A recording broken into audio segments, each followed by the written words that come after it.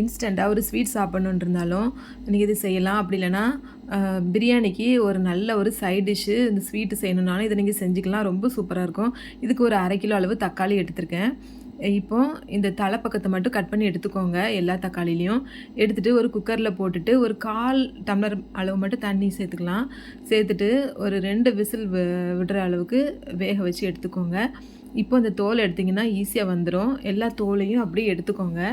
எடுத்துகிட்டு இந்த தக்காளியை மட்டும் அப்படியே எடுத்து நீங்கள் ஒரு மிக்ஸி ஜாரில் போட்டு அடித்து எடுத்துக்கலாம். அப்படி இல்லைன்னா இந்த மாதிரி ஒரு மத்தை வச்சு நல்லா கடைஞ்சி விட்டுக்கோங்க. நல்லா கடைஞ்சிருங்க. இதை ஒரு பாத்திரத்துக்கு மாற்றிக்கலாம். மாற்றிட்டு அடுப்பில் வச்சுட்டு நல்லா கொதிக்கட்டும். எனக்கு இன்னும் கொஞ்சம் பீசஸ் தெரியுதுனால நான் இன்னும் கொஞ்சம் கடைஞ்சி விட்டுக்கிட்டேன். இப்போ இதில் ஒரு 1/2 கப் அளவு சீனி போட்டுக்கோங்க.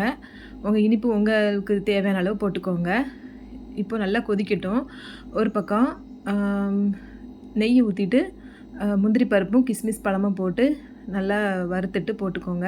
அது மாதிரி 2 ஏலக்காவும் நல்லா தட்டிட்டு பொடியாக்கி போட்டுக்கோங்க. கொஞ்சம் கெட்டியானதும் இறக்கி வச்சுருங்க. ரெடி ஆயிரும். நம்ம சேனலை மறக்காமல் சப்ஸ்கிரைப் பண்ணுங்கள். தேங்க்யூ.